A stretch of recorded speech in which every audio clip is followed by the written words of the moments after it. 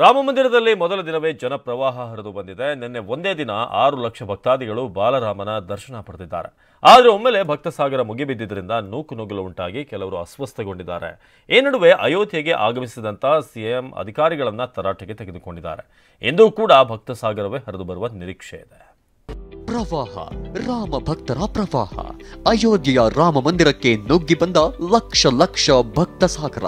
ಬಾಲರಾಮನ ದರ್ಶನ ಪಡೆಯಲು ನೂಕುನುಗ್ಗಲು, ಭಕ್ತ ಸಂದಣಿ ನಿಯಂತ್ರಿಸಲು ಪೊಲೀಸರು, ಪ್ಯಾರಾ ಮಿಲಿಟರಿ ಪಡೆಗಳ ಹರಸಾಹಸ. ಒಂದೇ ದಿನ 6 ಲಕ್ಷ ಭಕ್ತರಿಂದ ಬಾಲರಾಮನ ದರ್ಶನ. ನೂಕುನುಗ್ಗಲು, ಹಲವರು ಅಸ್ವಸ್ಥ, ಆಸ್ಪತ್ರೆಗೆ ದಾಖಲು.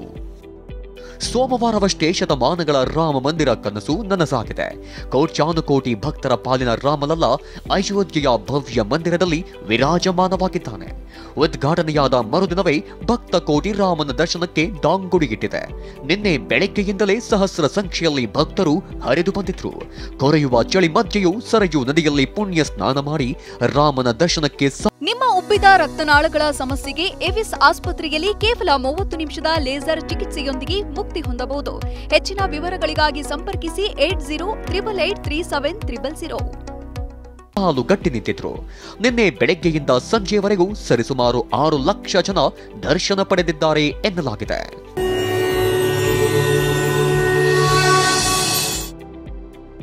ಬ್ಯಾರಿಕೇಡ್ಗಳನ್ನ ತಳ್ಳಿ ರಾಮ ಮಂದಿರಕ್ಕೆ ನುಗ್ಗಿದ ಜನ. ಭಕ್ತರನ್ನು ನಿಯಂತ್ರಿಸುವಷ್ಟರಲ್ಲಿ ಪೊಲೀಸರು ಹೈರಾಣ. 11 ಮೆಟಲ್ ಡಿಟೆಕ್ಟರ್ ಮೂಲಕ ಚೆಕ್ ಮಾಡಿ ಬೆಳಗ್ಗೆ 6 ಗಂಟೆಯಿಂದಲೇ ಭಕ್ತರನ್ನ ಒಳಬಿಡಲಾಗಿತ್ತು. ಆದರೆ ಜನಸ್ತೋಮ ಹರಿದು ಬಂದಿದ್ದಕ್ಕೆ ನೂಕುನುಗ್ಗಲಾಯಿತು. 8,000 ಭದ್ರತಾ ಸಿಬ್ಬಂದಿಯನ್ನು ನಿಯೋಜಿಸಲಾಗಿದ್ರೂ ಬೆಳಗ್ಗೆ 10 ಗಂಟೆಗೆ ಸುಮಾರಿಗೆ ಪರಿಸ್ಥಿತಿ ಮಿತಿ ಮೀರಿತ್ತು. ಒಂದು ಹಂತದಲ್ಲಿ ಪೊಲೀಸರು, ಭದ್ರತಾ ಸಿಬ್ಬಂದಿ ಏನೂ ಮಾಡಲಾಗದೆ ಅಸಹಾಯಕರಾಗಿದ್ರು. ಪೊಲೀಸರ ಬ್ಯಾರಿಕೇಡ್ಗಳನ್ನ ತಳ್ಳಿ ಭಕ್ತರು ಒಳನುಗ್ಗಿದ್ರು.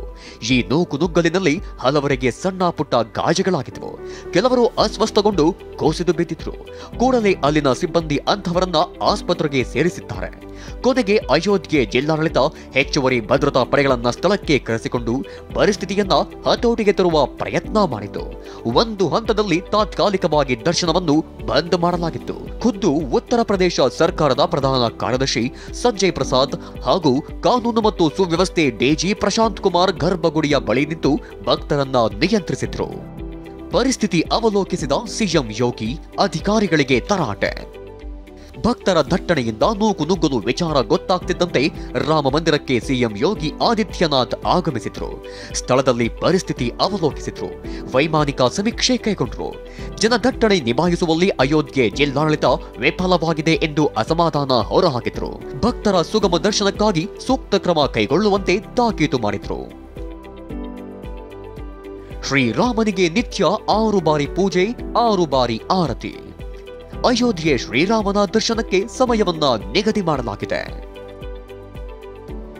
ಬೆಳಗ್ಗೆ 7 ಗಂಟೆಯಿಂದ 11 ಗಂಟೆ 30 ನಿಮಿಷದವರೆಗೂ ರಾಮನ ದರ್ಶನ ಇರಲಿದ್ದು, 11:30ರಿಂದ ಮಧ್ಯಾಹ್ನ 2 ಗಂಟೆವರೆಗೂ ದರ್ಶನ ಬಂದ್ ಆಗಿರಲಿದೆ.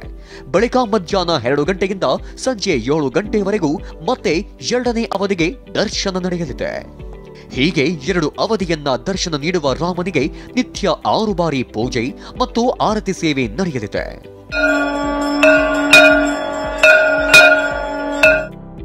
ಮೊದಲ ಆರತಿ ಬೆಳಗ್ಗೆ 4:30ಕ್ಕೆ ನಡೆಯಲಿದ್ದು ರಾಮನಿಗೆ ಸುಪ್ರಭಾತ ಆರತಿ ಎತ್ತಲಾಗುತ್ತೆ. 2ನೇ ಆರತಿ ಬೆಳಗ್ಗೆ 6:30ಕ್ಕೆ ಮಾಡಲಾಗುತ್ತಿದ್ದು ಶೃಂಗಾರ ಆರತಿ ನಡೆಸಲಾಗುತ್ತೆ. ಇನ್ನು 3ನೇ ಆರತಿಯಾಗಿ ಬೆಳಗ್ಗೆ 11:30ಕ್ಕೆ ರಾಜಭೋಗ ಆರತಿ ಮಾಡಲಾಗುತ್ತೆ. ಹಾಗೇನೆ ಮಧ್ಯಾಹ್ನ 2:30ಕ್ಕೆ 4ನೇ ಆರತಿ ಮಾಡಲಾಗುತ್ತಿದ್ದು ರಾಮನನ್ನ ನಿದ್ರೆಯಿಂದ ಎಬ್ಬಿಸುವ ಆರತಿ ಇದಾಗಿದೆ. 5ನೇ ಆರತಿ ಸಂಜೆ 6:30ಕ್ಕೆ ನಡೆಯುತ್ತೆ. ರಾತ್ರಿ 8:30ಕ್ಕೆ ಶಯನ ಆರತಿ ನಡೆಯುತ್ತೆ. ಒಟ್ನಲ್ಲಿ ಭಕ್ತ ಪ್ರವಾಹವೇ ಅಯೋಧ್ಯೆಗೆ ಹರಿದು ಬರ್ತಿದೆ. ಇಂದಿನಿಂದ ಭಕ್ತರ ಸಂಖ್ಯೆ ಮತ್ತಷ್ಟು ಹೆಚ್ಚಾಗುವ ಸಾಧ್ಯತೆಯಿದೆ. Bureau report, TV9.